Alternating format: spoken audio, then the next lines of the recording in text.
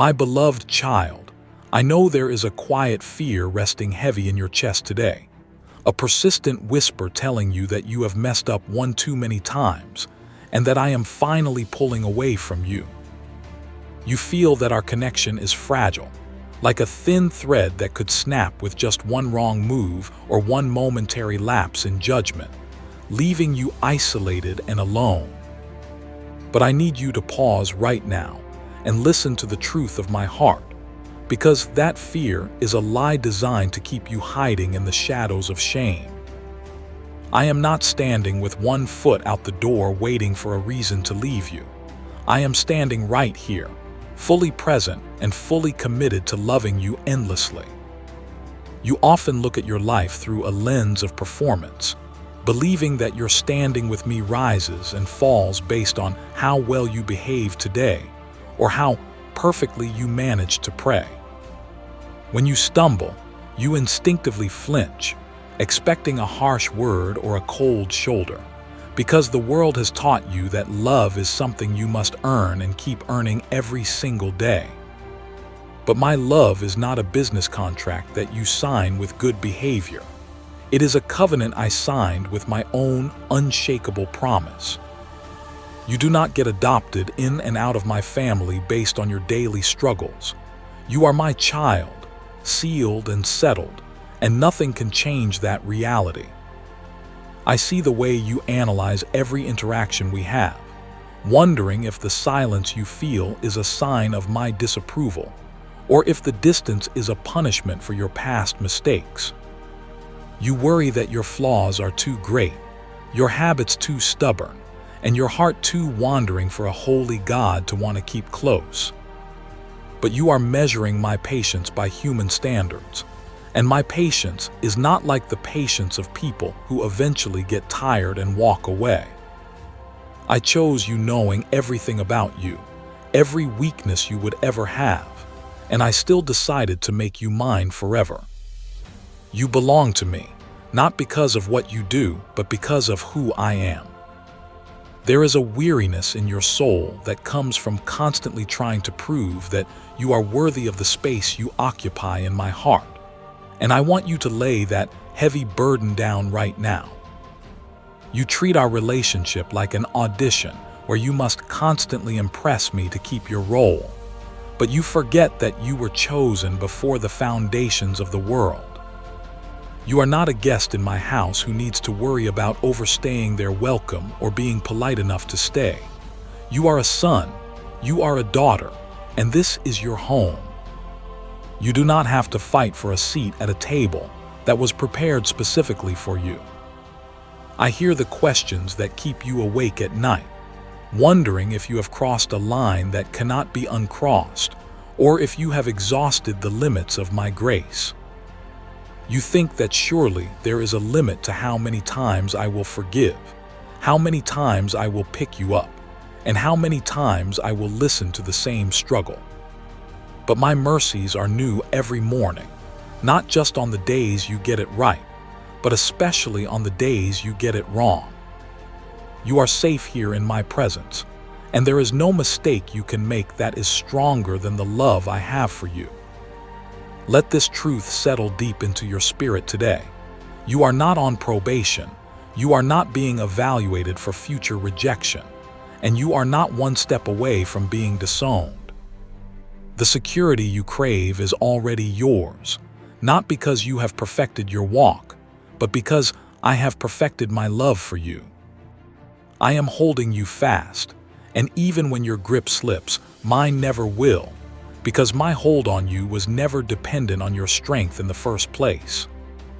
You can breathe easily now, knowing that you are fully known, fully seen, and fully loved without condition or hesitation.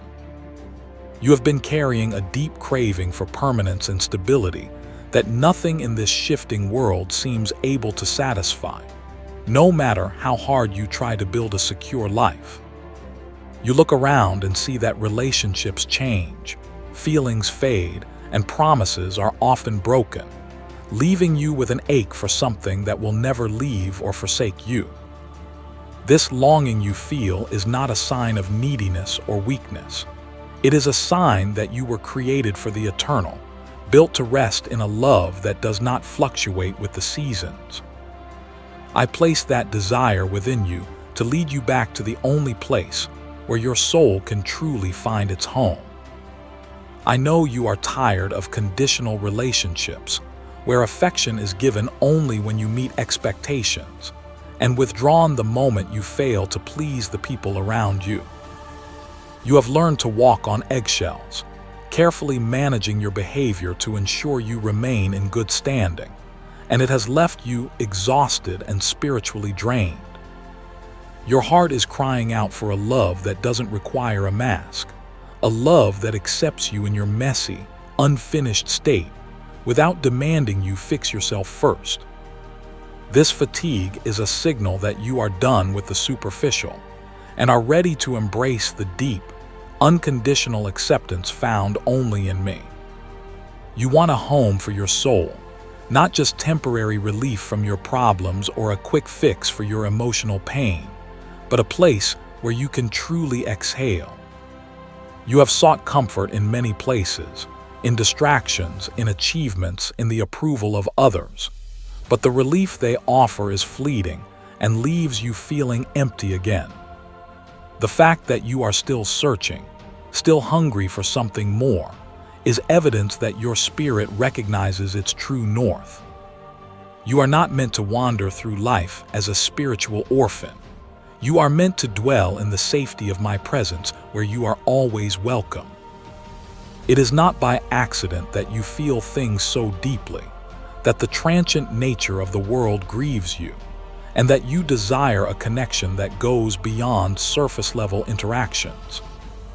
You often think this sensitivity is a flaw, something that makes life harder for you than for others, but I tell you it is a gift I have given you. Your heart was designed to resonate with my heart, to feel the depth of my love, and to recoil from anything less than the truth. Do not despise your longing for depth. It is the very thing that draws you closer to me and keeps you from settling for less. You have noticed that even when things are going well externally, there is a subtle tug in your spirit, a quiet reminder that you belong somewhere else, somewhere higher and holier. This is not a symptom of ungratefulness for the blessings you have. It is the echo of eternity resonating within your created being. You are a citizen of heaven living in a temporary world, and that feeling of being out of place is actually a sign of your true identity. You are my child, and until you rest fully in that identity, your heart will always be searching for the Father who loves you. I see how you value loyalty and consistency above almost everything else, and how deeply it wounds you when those values are betrayed by those you trusted. This deep appreciation for faithfulness is a reflection of my own character imprinted upon your soul, a mirror of the covenant love I have for you. You long for it because you were made by the faithful one, and your soul recognizes that consistency is the bedrock of true peace. Your desire for a love that stays is simply a desire for me, for I am the same yesterday, today, and forever. You struggle with the feeling that you are too much for some people and not enough for others, constantly trying to adjust your volume to fit into spaces that were not made for you. This struggle is a sign that you are trying to find your worth in the eyes of people who are just as broken and limited as you are. The truth is, you are exactly the right amount for me. I created you with your specific intensity, your specific passion, and your specific needs. You do not need to shrink back or perform to fit into my kingdom. You were custom-made to belong here. There is a hunger in you to be known, truly known, all the way down to the deepest, darkest parts of your history, and yet still be loved without reservation. You fear that if people saw the real you, they would run, but your heart refuses to give up on the hope that such a love exists. This relentless hope is the beacon I placed inside you to guide you through the darkness, and into my arms. I know every secret, every shadow, every hidden thought, and I love you with an intensity that no darkness can extinguish. You are weary of the hustle, the constant striving to prove your value, and the endless noise of a world that demands you be everything to everyone. Your soul is asking for rest, not just a nap or a vacation, but a deep spiritual rest where you cease from your own works and trust in mine. This craving for Sabbath rest is a holy invitation, calling you to stop striving and start abiding in the finished work of my Son. You are ready to lay down the heavy armor of self-protection and put on the light robe of my acceptance. I want to talk to you about the shame that washes over you after you fail, the hot, heavy blanket that covers you and makes you want to disappear from my sight. You convince yourself that I am disappointed, that I am shaking my head in frustration, wondering why you can't just get it right after all this time. You replay your mistakes over and over in your mind, punishing yourself far more than I ever would, believing that your self-inflicted pain is a penance. But shame is not from me. It is a weapon of the enemy meant to drive a wedge between us and keep you from the healing you need. There is a specific fear of disappointing me that paralyzes you, making you afraid to move, afraid to choose, and afraid to step out in faith. You treat me like a critical parent who is impossible to please, watching your every move with a scorecard in hand, ready to deduct points for every error. But I am not waiting for you to impress me. I am walking beside you to guide you, and when you stumble, my instinct is to catch you, not to scold you. You cannot disappoint a God who knows the end from the beginning, and who has already factored your weakness into his plan. I see how you feel unworthy to pray when you have had a bad day, or when you have fallen back into an old habit you thought you had conquered. You tell yourself that you need to wait, to clean yourself up, to let some time pass so that your failure isn't so fresh before you approach my throne. You stand outside the door of my presence, shivering in the cold, because you think you have lost the right to enter. But the blood of Jesus opened that door once and for all, and your worthiness comes from him, not from your recent track record of behavior. You have a habit of hiding when you need closeness the most, retreating into a shell of silence because you feel too dirty or too broken to be in the light. You think that by staying away, you are showing respect for my holiness, but in reality, you are starving your soul of the very medicine it needs to heal. Hiding was the first reaction of Adam and Eve in the garden, and it has been the tragic pattern of my children ever since. I am calling you out of the bushes, not to judge you, but to cover you with garments of grace and restore your dignity. I hear you over-apologizing before you even come near me, rushing through a list of regrets as if you need to pay an entrance fee of sorrow to get my attention. You preface every prayer with "I'm sorry, I'm sorry, I'm sorry," terrified that if you don't grovel enough, I won't listen to your requests. But true repentance is a turning of the heart, not a beating of the chest, and I desire your trust more than your guilt. You can come to me boldly, with your head held high, not because you are perfect, but because you are mine. You carry a heavy burden of regret for years wasted, opportunities missed, and relationships damaged, and you worry that you have ruined my plan for your life. You look at the timeline of your years and see gaps and detours that seem impossible to redeem, believing that you have settled for a Plan B existence. But you are underestimating my power to restore the years that the locusts have eaten, and to weave your mistakes into a masterpiece of redemption. Nothing is wasted in my economy, and your past is not a limitation on your future when it is placed in my hands. There are times you feel like a hypocrite, praising me on Sunday and struggling with the same old sins on Monday, and the dissonance makes you want to give up entirely. You wonder if your faith is even real if it hasn't produced the perfection you think you should have achieved by now. But spiritual growth is a journey, not a switch you flip, and the fact that you are fighting the battle is proof of your life, not your death. I am not looking for a perfect performance. I am looking for a persevering heart that keeps turning back to me. You often compare your spiritual walk with others, looking at their apparent victory and feeling small and insignificant in your own struggles. You see their highlight reels and assume they have no shadows, concluding that there must be something fundamentally wrong with you. But you do not see the private battles they fight, nor do you see the unique path of sanctification I have designed specifically for you.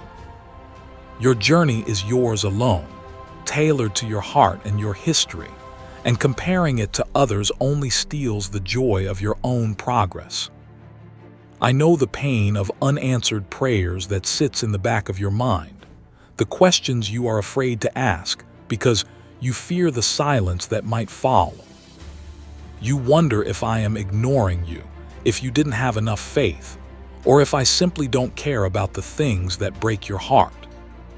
This silent suffering builds a wall of mistrust, making it hard to surrender fully because you are afraid of being let down again.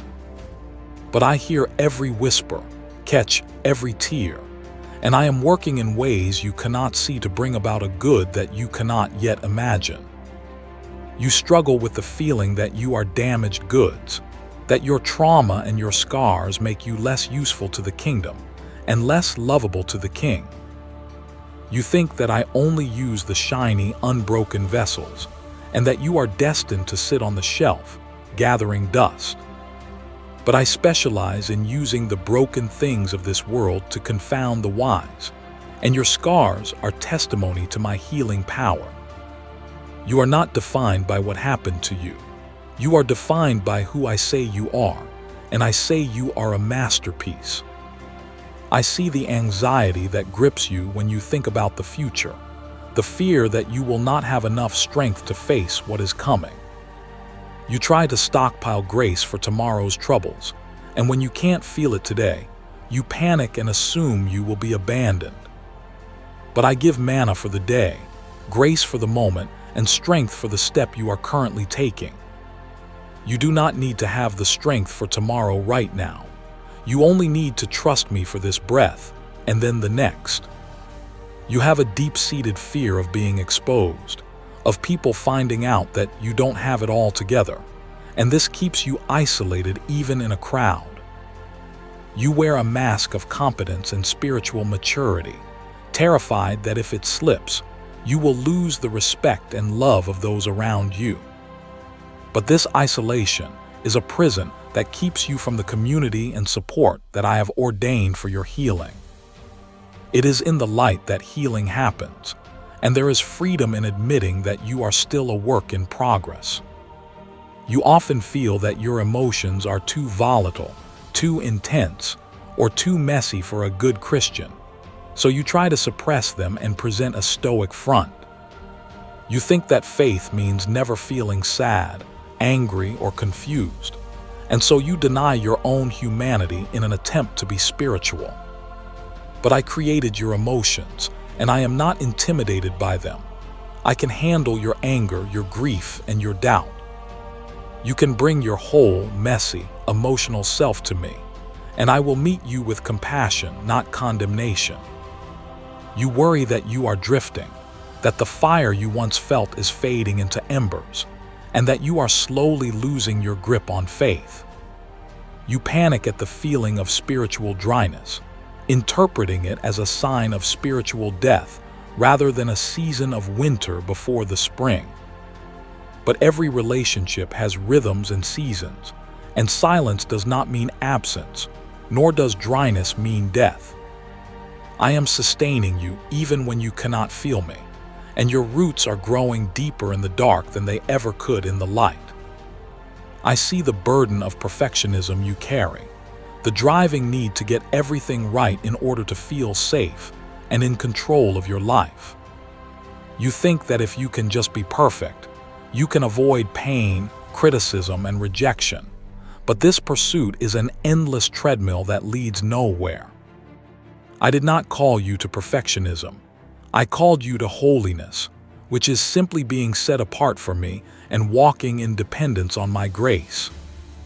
You can let go of the need to be flawless and embrace the beauty of being a beloved child who is still learning to walk.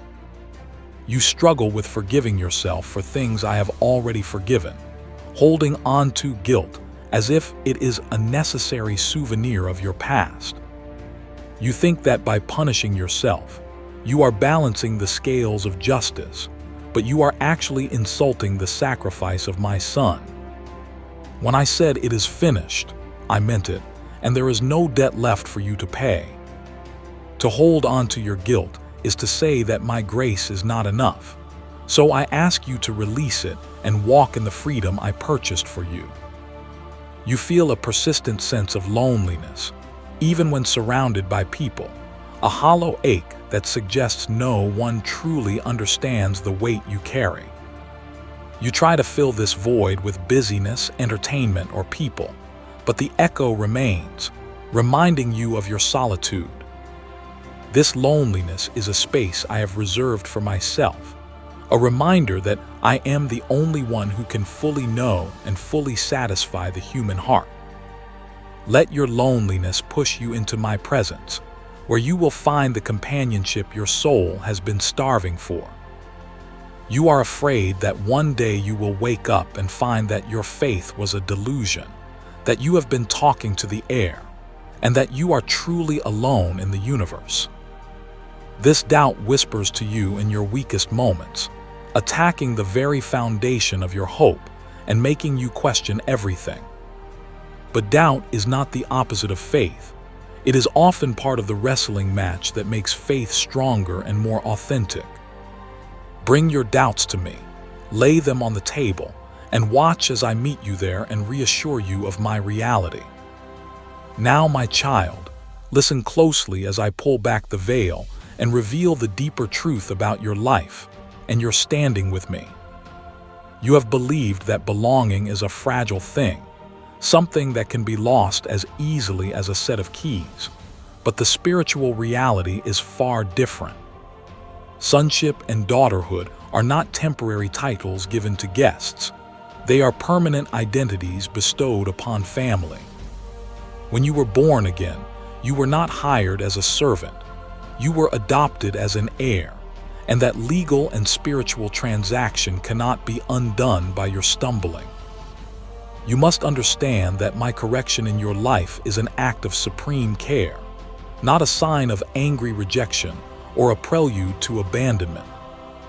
When I discipline you or guide you away from a destructive path, it is because I love you too much to let you hurt yourself. A father who ignores his child playing in traffic is not loving. He is negligent, and I am the good father who protects his own. Do not mistake the shepherd's crook, which pulls you back to safety, for a rod intended to beat you down. I want to reveal to you that you are loved in your weakness, right now, in the midst of the mess, not in some future version of yourself where you have fixed it. You think I am waiting for you to clean up the house before I come in to dine with you, but I am the one who comes in to help you clean. My love is not a reward for your transformation. It is the catalyst that causes your transformation. You can stop waiting until you are better to come to me. Coming to me is how you become better. The pain you have endured, the struggles that have left you feeling battered and bruised, have not been meaningless suffering inflicted by a careless universe. I have been using every tear, every heartbreak, and every lonely night to refine your character and expand your capacity for joy. Gold does not fear the fire because the fire only removes the impurities, leaving the gold brighter and more valuable than before. Your trials are not evidence of my absence. They are evidence of my intense investment in the beauty of your soul. You need to see that your value was settled at the cross, and there is nothing you can add to it and nothing you can subtract from it. You are not a stock on the market whose value fluctuates with the daily news of your performance or the opinions of others. You were bought with a price, the highest price ever paid, which means your value is infinite and unchangeable. Stop trying to earn what has already been freely given and start enjoying the inheritance that is rightfully yours. The distance you feel from me is a sensation of your flesh and your emotions, not a reality of the spirit realm. I am omnipresent, which means there is no place you can go where I am not, including the depths of your despair. Just because you cannot feel the sun behind the clouds does not mean the sun has ceased to exist, or that it has stopped warming the earth.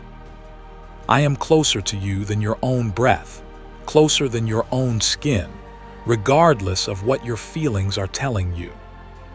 I am revealing to you that your identity is not found in your job, your relationship status, your bank account, or your past failures. Those are merely the clothes you wear and the circumstances you walk through, but they are not the essence of who you are. You are a child of the Most High God, a vessel of the Holy Spirit, and a bearer of the divine image. When you anchor your identity in this eternal truth, the storms of life can shake your house, but they cannot move your foundation. You often think that grace is a safety net to catch you when you fall, and it is, but it is also so much more than that. Grace is the empowering presence of God within you, enabling you to do what you could never do on your own. It is not just forgiveness for the past, it is fuel for the present and hope for the future. You are not just barely surviving on leftovers of mercy. You are swimming in an ocean of grace that is sufficient for every need. Understand that the enemy of your soul knows your potential better than you do, which is why he fights so hard to keep you discouraged and defeated. He whispers lies about your worthlessness because he fears the power you will wield when you finally realize who you truly are. Your struggle is not a sign that you are weak. It is a sign that you are a threat to the darkness. Stand firm in the knowledge that the one who is in you is greater than the one who is in the world. I am showing you that vulnerability is not a weakness to be avoided, but a gateway to intimacy that you have been longing for. When you lower your defenses and let me see your wounds, you allow my healing light to touch the places that have been hidden in the dark. It is in your honest, broken cry that we meet most deeply, heart to heart, spirit to spirit. Do not be afraid to be weak, for my power is made perfect in weakness. You need to know that your timeline is not behind. You have not missed your boat, and you are not forgotten in the waiting room of life. My timing is rarely the same as yours, but it is always perfect, orchestrated to bring about the greatest good and the most glory. The seasons of waiting are not wasted time. They are root-growing seasons where you are being prepared to sustain the weight of the fruit that is coming. Trust the process, for the master gardener knows exactly what he is doing with his garden. The silence of God is not the rejection of God. It is often the invitation of God to come up higher and listen more closely. In the silence, you learn to distinguish my voice from the noise of the world and the clamor of your own anxious thoughts. I am teaching you to walk by faith and not by sight, to trust my heart even when you cannot trace my hand. Embrace the quiet, for it is in the stillness that you will know that I am God. You are part of a much larger story than the one you can see with your natural eyes, a grand narrative of redemption that spans all of history. Your life is a crucial thread in the tapestry I am weaving, and without you, the picture would be incomplete. You may feel small and insignificant, But in my kingdom, the smallest seed often produces the greatest harvest. You matter to the plan, you matter to the body, and you matter to me more than words can express. I want you to realize that forgiveness is a gift you give yourself, a release from the poison of bitterness that destroys your own soul. When I ask you to forgive others, it is not because what they did was right, but because I want you to be free. And when I ask you to accept my forgiveness, it is because I want you to walk light, unburdened by the chains of the past. You are a prisoner who has been given the key to the cell. All you have to do is turn it and walk out. Finally, know this: the bond between us is forged in love, sealed by the Spirit and guaranteed by the Son, and it is unbreakable. No power in hell, no mistake on earth, and no demon in the dark can separate you from my love. You are my beloved child today, tomorrow, and for all of eternity, and that is the one thing in this universe that will never, ever change. Rest in that truth, live in that truth, and let it set you free. So I invite you now to come close, to step out of the shadows of fear and into the warm light of my embrace without hesitation. You do not need to rehearse a speech, fix your makeup, or tidy up your emotions before you approach me. Just come as you are, with your messy hair and your tired heart, and let me hold you. The distance between us is only as far as your knees to the floor or your thought to heaven. Pray one sentence honestly today, with no filter, no religious jargon, and no attempt to sound holy or put together. Tell me, God, I'm scared, or God, I'm angry, or God, I just need to know you're there. I value your honesty far more than your eloquence, and a single word spoken from the heart is louder in heaven than 1,000 empty phrases. I am listening for the sound of your true voice. Live today from your belonging, not for it. Let the security of being my child be the starting block of your day, not the finish line you hope to cross. When you wake up, remind yourself, I am already loved, I am already chosen, I am already approved. Let this confidence change the way you walk, the way you talk, and the way you interact with the world around you. You are royalty, so walk with the dignity and peace of a prince or princess of the kingdom. When the old voices of shame try to whisper to you, answer them with the loud, confident truth of my word. Remind the enemy that you are covered by the blood, that your debt is paid, and that there is no condemnation for those who are in Christ Jesus. You have the authority to silence the lies that have tormented you for so long. Stand your ground, for I have given you the victory. Look for the small signs of my love in your day, the sunrise, a kind word from a stranger, a moment of peace in the chaos. I am constantly leaving you love notes, little reminders that I am thinking of you and that I am with you.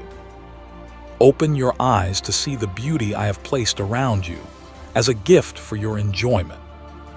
Life is full of my goodness if you only stop long enough to notice it. Be gentle with yourself, for I am gentle with you. Treat yourself with the same kindness and patience that you would extend to a hurting friend.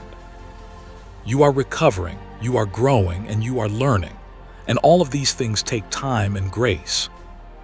Do not beat yourself up for not being at the destination yet. Celebrate the fact that you are on the journey. You are doing better than you think you are. Reach out to others not to get approval, but to give love, for you are a conduit of the love I have poured into you.